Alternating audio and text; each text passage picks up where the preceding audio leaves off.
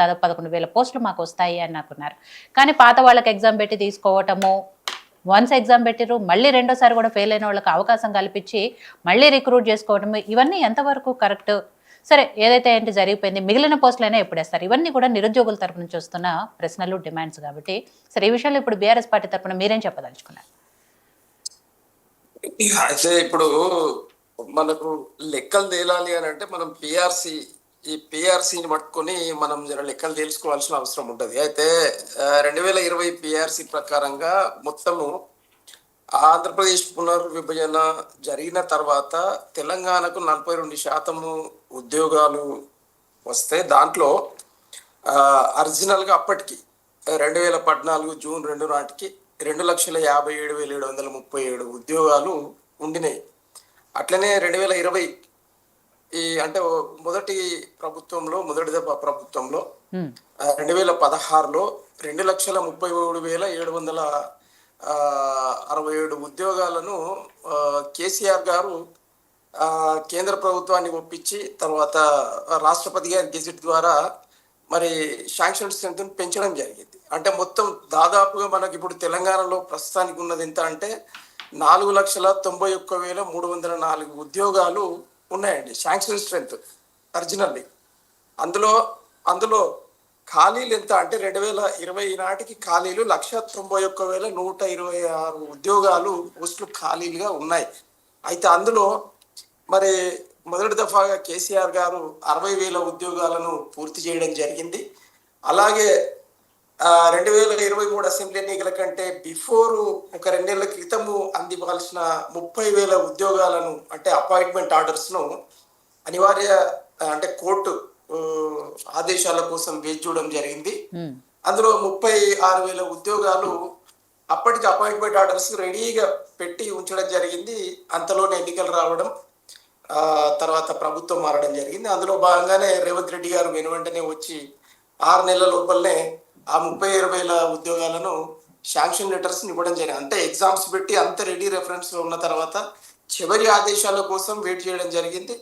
దాని తర్వాత మొన్న 26,000 ఉద్యోగాలను ఆయన సొంతంగా ఆయన ప్రభుత్వం అకౌంట్లో మరి 26,000 ఉద్యోగాలు అంటే దాదాపు వాళ్ళు మాదేమో 96,000 ఉద్యోగాలు అయితే దాదాపు వాళ్ళు 20,000 ఉద్యోగాలు ఇవ్వడం జరిగింది. మొత్తం మీద ఇంకా కూడా ఈరోజు 1,00,000 ఉద్యోగాలు ఖాళీగా ఉన్నాయండి. అవి వెంటనే పూర్తి చేసి మరి ప్రభుత్వాన్ని గాడిలో పెట్టాల్సిన అవసరం ఇప్పుడున్న రాష్ట్ర ప్రభుత్వం పైన ఉంది. అయితే మీరు అన్నట్టుగానే ప్రతి ప్రభుత్వం ఏదో మంచి సంస్కరణలు తేవాలి, ఆ ప్రభుత్వంలో ఉన్నటువంటి అవినీతిని పారదోలాలి అనే ఉద్దేశంతో దాదాపుగా దేశంలో ఉన్న ప్రపంచంలో ఉన్న అన్ని పార్టీల ప్రభుత్వాలు సాధారణంగా ఇవి చేస్తూనే ఉంటాయి.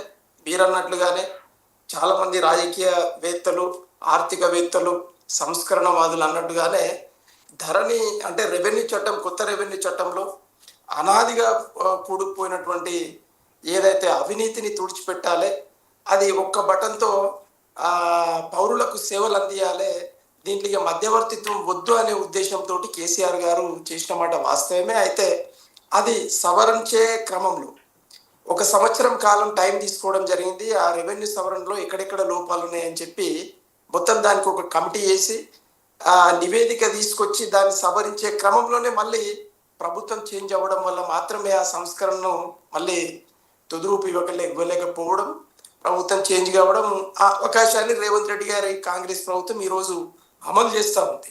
దాంట్లో పోయిందేం లేదు. అయితే ఒక్కొక్క నాయకుడి ఆలోచన విధానం, పార్టీ ఆలోచన విధానం ఒక రకంగా ఉంటుంది కాబట్టి ఏది ఏమైనా ఇప్పుడు ప్రజలకు మేలు చేయాలనే కోరికనే ఏ పార్టీ ప్రభుత్వానికైనా ఉంటుంది కాబట్టి సో మేము స్వాగతిస్తూ ఉన్నాం. ఈరోజు మంచి జరిగింది. విఆర్ఓలకు ఎవరైతే తీసివేయబడ్డారో వాళ్ళకు కూడా మేలు జరిగింది. మేము చాలా సంతోషాన్ని ప్రకటిస్తా ఉన్నాం. వాళ్ళకి మేలు జరిగింది, మంచి జరిగింది అనుకున్నప్పుడు మరి ఎందుకు తీసేశారు? మీరు ఉన్నప్పుడు వ్యవస్థను ఎందుకు రద్దు చేశారు? ఇప్పుడు అమ్మ ప్రజలకు ఇష్టం లేనప్పుడు అదే అవినీతి ప్రభుత్వంగా ఉంటేనే బాగుంటుంది, మమ్మల్ని దోసుకుంటేనే బాగుంటుంది అని ప్రజలకి ఉన్న తర్వాత మనం ఏం చేయగలుగుతాం? కాబట్టి ఇది నిరంతరాయ ప్రక్రియ. మళ్ళీ రేపు పొద్దుగాల మేము ప్రభుత్వంలోకి వస్తాం, మాకు వచ్చిన మంచి ఆలోచనలు మేము కూడా ప్రవేశపెట్టే పనిలో మేము ఉంటాం. అయితే ఇది నిరంతరాయ ప్రక్రియ కాబట్టి కొన్ని సంస్కరణలు జరిగే క్రమంలో కొందరికి మేలు జరుగుతుంది, కొందరికి హాని జరుగుతుంది. ఇది అయితే మనం చూస్తున్న విషయమే కాబట్టి దాన్ని పెద్ద చర్చగా తీసుకోవాల్సిన అవసరం లేదు. సో ఏది ఏమైనా రేవంత్ రెడ్డి గారు ఏదైతే తీసుకున్నారో విఆర్ఓల విషయంలో ఈరోజు జీపీఓలుగా వాళ్ళకు నామకరణం చేసి మరి వాళ్ళకు అపాయింట్మెంట్ ఆర్డర్స్ ఇచ్చిండ్రు. అది మేము ఆనందిస్తూ ఉన్నాం, స్వాగతిస్తూ ఉన్నాం. కానీ ఇంకా మిగతా ఇప్పుడు సోదరులు అన్నట్టు 13,000 పైచికలు ఉంటే ఈరోజు 5,160 ఎంతనో ఇవ్వడం జరిగింది. మరి తక్కినవి కూడా వెంటనే పూర్తి చేసి వాళ్ళకి న్యాయం చేయాలని చెప్పి మేము కూడా డిమాండ్ చేస్తా ఉన్నాం పార్టీ తరఫున. Right, okay. సో కార్తిక్ గారు, మీ సగం పనిని నాకు తెలిసి విజయ ఆర్య గారే చెప్పేసారు. కాబట్టి సరే, ఏదైనా కాంగ్రెస్ పార్టీ ఓకే విఆర్ఓలకి విఆర్ఏలకి మళ్ళీ అధికారంలోకి వస్తే మీకు పునరుద్ధరిస్తామని చెప్పారు. ఆ మాట